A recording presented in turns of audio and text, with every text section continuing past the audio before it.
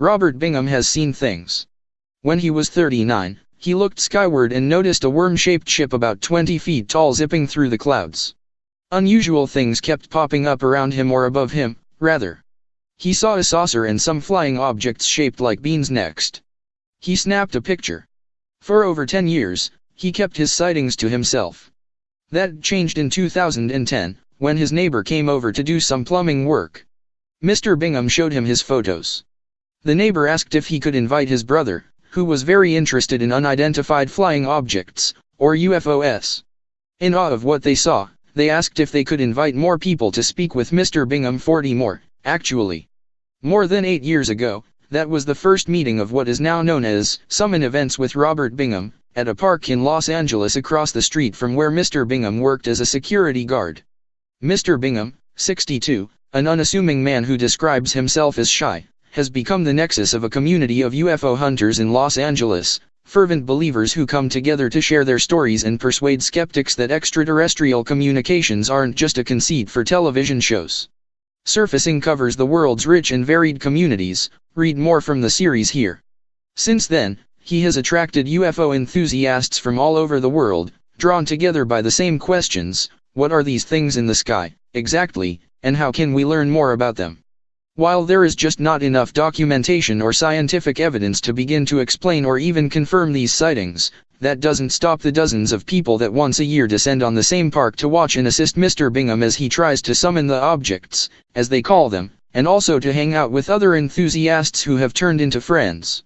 It's a great community because you can talk about anything and you're not worried about being called crazy, said Hans Boysen, 53, who has participated in the last 7 summoning sessions with Bingham since 2011.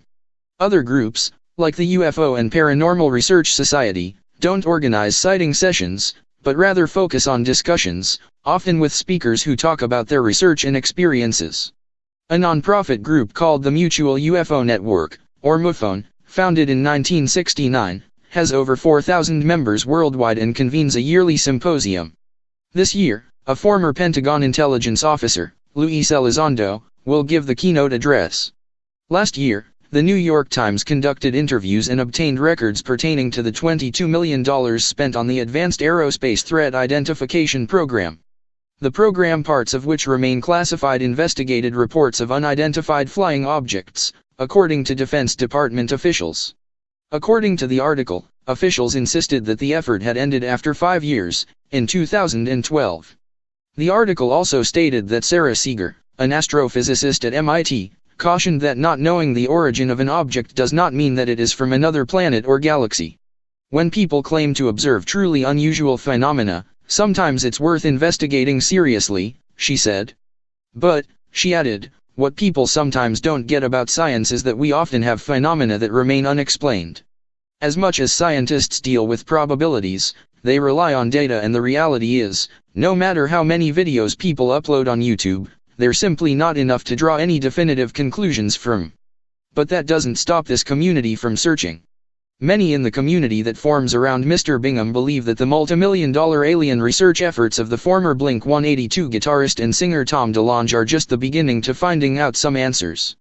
Mr. DeLonge made headlines after To the Stars Academy of Arts and Science, a research group he founded. Mr. Elizondo is its director of global security and special programs, released declassified footage from the Department of Defense and continues his efforts.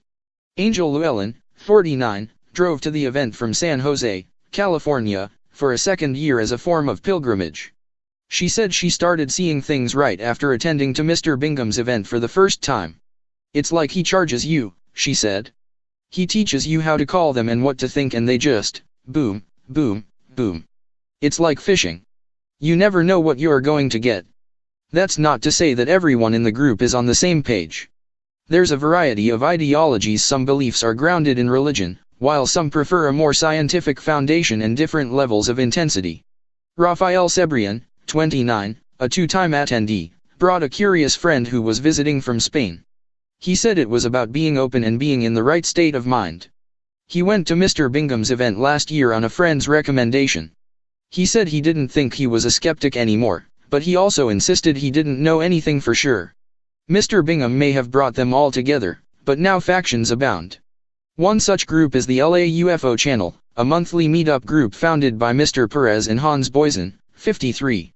I know they're never going to believe a video that they think was created in somebody's basement, Mr. Perez said. I see the events as a bigger way to change people's minds. Mr. Boysen was once a skeptic himself and tried to contact Mr. Bingham in 2011. Like most people, I suspect, I thought he was a nutcase or lunatic, he said. But as a skeptic, he was willing to keep an open mind and look at what he had to offer. He instead found Mr. Perez, who helped him discover his passion for the unknown flying objects in the sky, something he has always been interested in since he was a child. Yasmin Joyner, 35, an artist, says she has a more straightforward approach to sightings and doesn't like to engage in conspiracy theories. Unidentified flying objects, that's what a UFO is, right, she said. I'm not saying it's an alien. I'm not saying it's from another planet. I'm not saying it's even a being. I don't know. I try to go with what I can say I know, she continued. I'm not going to look at something and try to equate that it might be an animal or something biological. I don't know that and I will never claim to know that. She recently formed another group, Indigo Army, that she hopes will attract a younger and more diverse crowd. Because it's still a small group, its members have been able to organize sightings at one another's houses and nearby parks. For Ms. Joyner, going public with her belief of U.F.O.s and extraterrestrial communications wasn't a decision she took lightly. She understands that there are consequences to being outspoken about beliefs that many people may deem weird or crazy. I think my family was a bit worried that I had snapped or something, but once they saw my footage and what I was seeing, they understood, she said. Her mother is fully supportive and claims to have seen unknown objects flying in the sky near her home in Los Angeles multiple times. Mallory Jackson, 26, who attends meetup hangouts led by Mr. Bingham and the Indigo Army, says she finds it difficult to maintain relationships outside the UFO community with people who might not be as understanding of her interests. She discovered Mr. Bingham's event through a friend she met at a metaphysical center that does Reiki healing, with whom she later confided in about her sightings. She said she became friends with several members right away before later meeting Jim Martin, 38, another longtime attendee of Mr. Bingham's events. Mr. Martin is now her boyfriend. When we do our events, you'll see all ages, all ethnicities, all genders, Ms. Jackson said. It's beautiful, and we're all just trying to figure it out as we go. We don't know what they are, but we all make our assumptions and best guesses. Around noon on a punishingly hot day in April, Mr. Bingham gathered everyone around him for the first so-called group summoning of the day. Let's make this world a better place, he said. Enjoy this day because it's going to be incredible. As he concluded his opening remarks, he turned around and led the group to hope for something good to show up. So, how exactly does the group try to summon UFO.s? Everyone has a different method, but most agree that it's similar to meditating. Some say that they feel physical sensations when they do it. The most important thing, Ms. Joyner said, is to focus. At the event in April, some participants closed their eyes and stood silently. Some stared intently into the sky. A few newcomers simply looked around, appearing confused. As soon as someone in the group spots something, they yell at Mr. Boysen, who has a telescope connected to a camera and a screen that shows what he's seeing. Once he spots it, he holds out his arm to ask for someone to guide him back to his chair without losing sight of the object.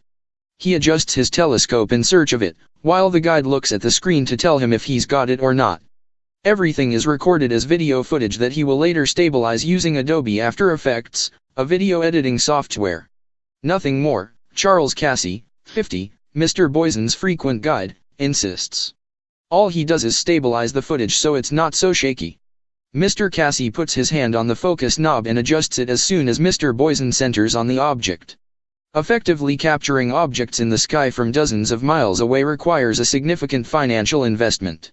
Ms. Joyner uses a camera with a lens that can magnify objects up to 40 times, which could capture things in the sky as if they were only 20 feet away, but in broad daylight, it can still get a little tricky.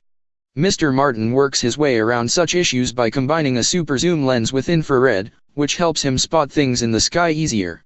He is frequently praised by people in the community for his consistently high-quality footage, and his YouTube page is full of well-edited clips from various sightings, as well as other U.F.O. related videos.